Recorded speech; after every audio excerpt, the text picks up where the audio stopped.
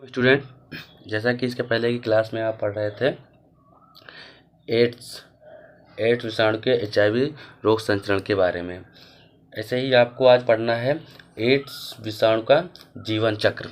यानी कि एड्स विषाणु का जीवन चक्र कैसे होता है, किस प्रकार से यह चक्र पूरा होता है। तो सबसे पहले बात करते हैं शरीर में प्रविष्ट हो जाने के पश्चात, यानी कि शरीर में जो ये विषाणु होता है ये प्रवेश हो जाने के पश्चात सर्वप्रथम एड्स विषाणु मैक्रोफेज में किसमें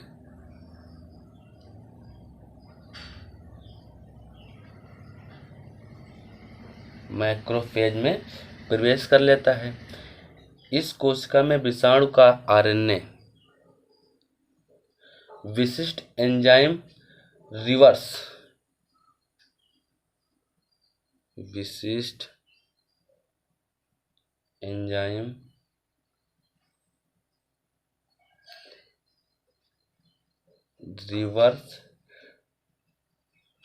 ट्रांसक्रिप्टेज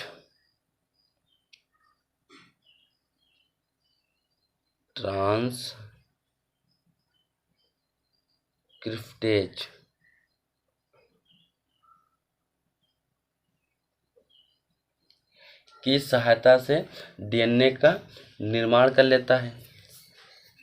इस एंजाइम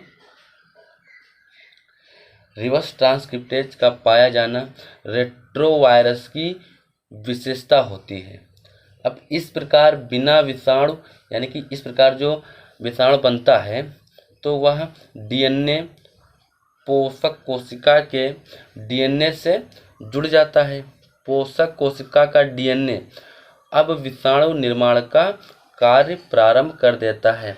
मैक्रोफेज, यानी कि मैक्रोफेज इस प्रकार एड्स विषाणुओं का बड़ी संख्या में गुणन करते हैं। क्या करते हैं? गुणन करते हैं।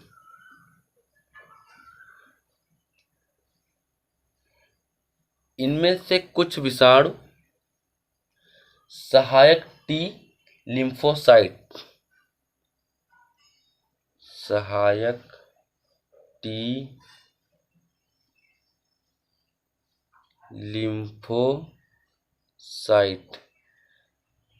यानी कि सहायक T लिम्फोसाइट में प्रवेश कर जाते हैं तथा वहां भी विषाणुओं का गुणन प्रारंभ कर देते हैं।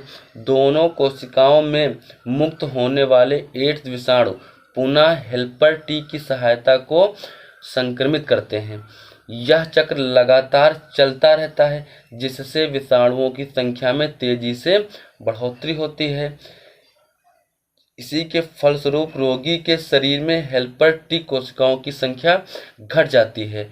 इन कोशिकाओं को T4 कोशिका या CD4 भी कहा जाता है। T4 या CD4 भी कहा जाता है।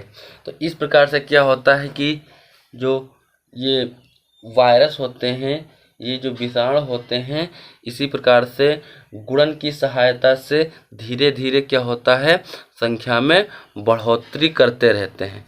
क्या करते हैं? धीरे धीरे संख्या में बढ़ोतरी करते रहते हैं और इसी प्रकार से इसका विकास होता रहता है। अब बात करते हैं जांच की कि किस प्रकार से इसकी जांच कर सकते हैं।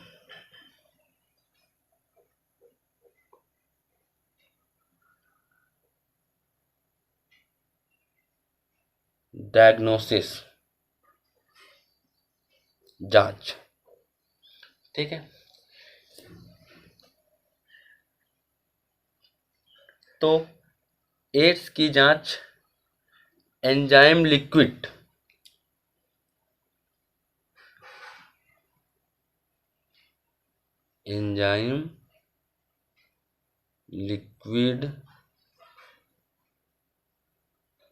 इम्यूनोसार्बेंट, यानी कि एंजाइम लिक्विड इम्यूनोसार्बेंट ऐसे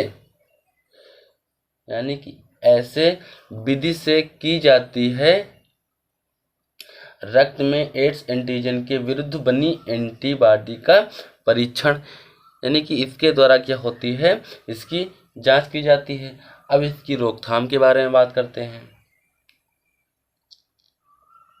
एड्स की रोकथाम कि किस प्रकार से इसकी रोकथाम की जा सकती है।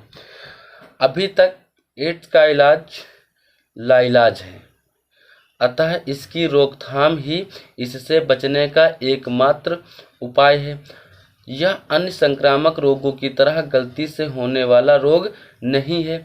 यह व्यक्ति की लापरवाही से, उसके व्यवहार से फैलने वाला रोग है।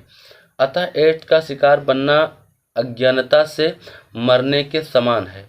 लोगों को एड्स के बारे में जागरूक करना इससे बचने का प्रभावी उपाय है। अनजान लोगों से लैंगिक संपर्क न करना, रक्तदान, इंजेक्शन आदि के समय पूर्ण सावधानी यानी कि पूर्ण सावधानी रखकर इससे बचा जा सकता है। ड्रग से बचना व डिस्पोजेबल